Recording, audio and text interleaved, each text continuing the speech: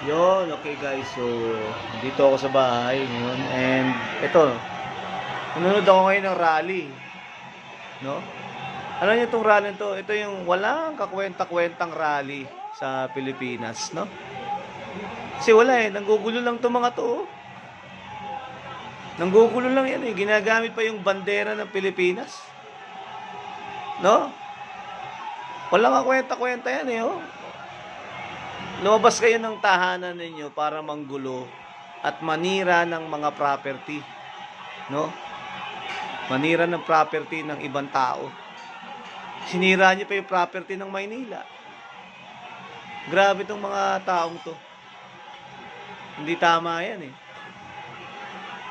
Saka yung mga welga na yan, yung mga nangyaring welga na yan, ano yan guys eh. Hindi magtatagumpay yan dahil watak-watak. Watak-watak ang ipinaglalaban. Ayan, naninira ng property. Ayan, ano. Ayan. Sinira pa yung mga motor. So, mali yan eh. So, dapat yan, kasuhan yung mga malicious mischief yan eh. Malicious mischief na yan. Ayan, oh. Sinira yung property.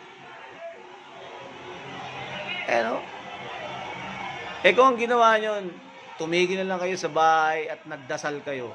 Kasi wala namang mangyayari. Kaya, ano bang layunan ng pagwewelga ninyo? Ano bang layunin yan? Ha? Ano ba layunin nyo? Di ba? Pwede namang idaan sa maayos na paraan yan. Di magdemandahan na. Demanda yung mga sangkot talaga. Di ba? Walang kakwenta-kwentang rally yan. O tapos ngayon, tapos na, nga. Yung iniwanan ninyo, puro sira. Ayan, o. Pinagsisiraan ninyo yung mga gamit sa Maynila. Di kayo nakatulong, nakaperwisyo pa kayo. So, maling-mali yan. Maling-mali itong ginagawa ng mga to. Paninira lang yan, eh. Buti nga, hindi sinira yung mga property dyan na nasa paligid, eh. No? Malicious mischief yan. Dapat yan, kasuhan yung mga yan. Hindi tama yung pinagagawa niya. No? Ang tamang rallying ginawa nyo, dapat, kung meron kayong mga redress of grievances, mag-rally kayo yung hindi ganyan forma nyo na maninira kayo. Pumunta kayo ng Malacanang. Magprotesta kayo dyan. No? Mag-night vigil kayo. Hindi yung mambabato kayo. Makakasakit pa kayo ng tao. Makakasira ng property.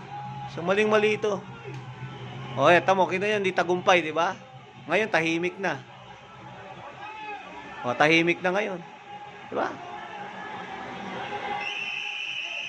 Ito, ayan, o.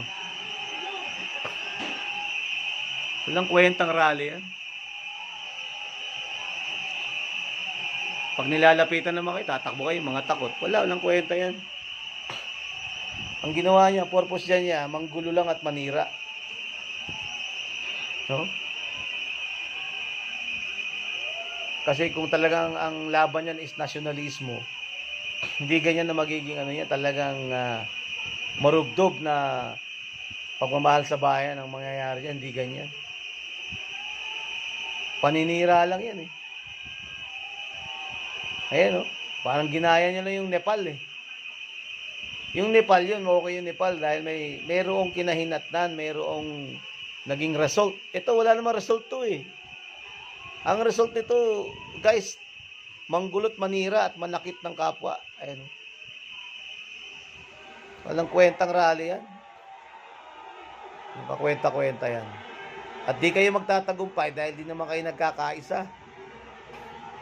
Merong gustong mag-resign si Marcos, merong ayaw mag-resign si Marcos. Merong gustong maging presidente si Sara, ayaw maging presidente si Sara. Meron lang ang gustong purpose ay pababain, no? Kasuhan ng mga congressman, meron namang ayaw. Ganyan eh. So walang pagkakaisa, kaya hindi magtatagumpay ang rally na yan. Wala yan. So dapat nagdasal na lang kayo. Dapat nag-pray na lang kayo sa bahay ninyo. Hindi ganyan. Takot naman. Pinisipulan. Takot nagtatakbuhan.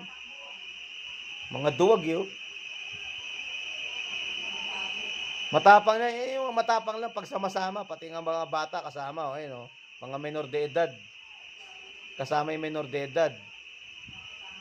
Oh, di ba? Wala, yo.